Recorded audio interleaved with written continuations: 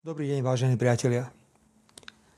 15. mája sa ma v Handlovej pre moje politické názory pokúsil zavraždiť aktivista slovenskej opozície. Skvelý zdravotnícky tím v Rooseveltovej nemocnici v Banskej Bystrici zabránil najhoršiemu. Teraz sa už rovnako kvalitne ambulantne o mňa stará nemocnica svätého Michala v Bratislave. Ak všetko pôjde optimálne, postupne by som sa do práce mohol vrátiť na prelome júna a júla. Je na čase, aby som urobil prvý krok a tým je odpustenie.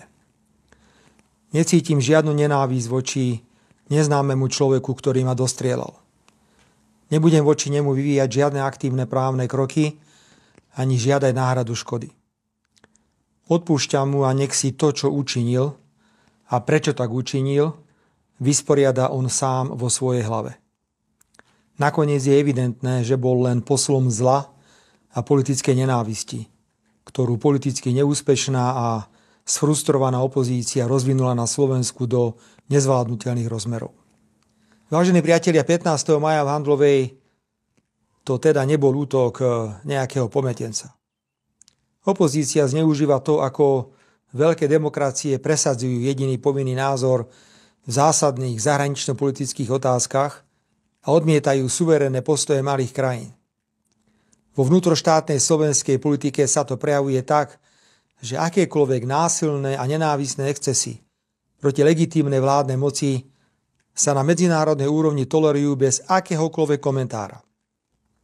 Opozícia nebola schopná posúdiť, pretože ju k tomu nikto nenútil, kam svojou agresívnou a nenávisnou politikou dostala časť spoločnosti. A bola iba otázka času, kedy dôjde k tragédii. A dnes som už konštatoval, že po tom, čo sa mi stalo 15. mája, kedy som v Handlovej nešiel do davu, ale k malej skupine priateľsky mávajúcich ľudí, by som mal byť plný zlosti, nenávisti a pomstychtivosti. Odpor proti politikovi, s ktorým nesúhlasíte, sa nerieši tak, že ho zastrelíte.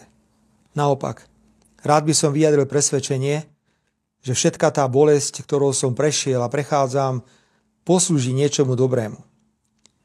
Ľudia mohli na vlastné oči vidieť, aká hrôza môže nastať, ak niekto nie je schopný demokraticky súťažiť a rešpektovať iný názor.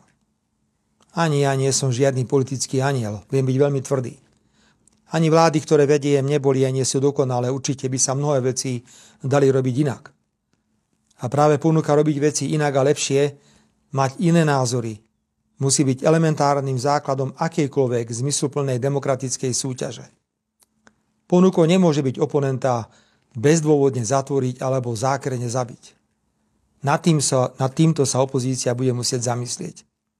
Ak zotrvá na svojom súčasnom nastavení, hrôza z 15. mája, ktorú ste všetci mali možnosť vidieť prakticky v priamom prenose, bude pokračovať a budú ďalšie obete. Nepochybujem o tom ani sekundu.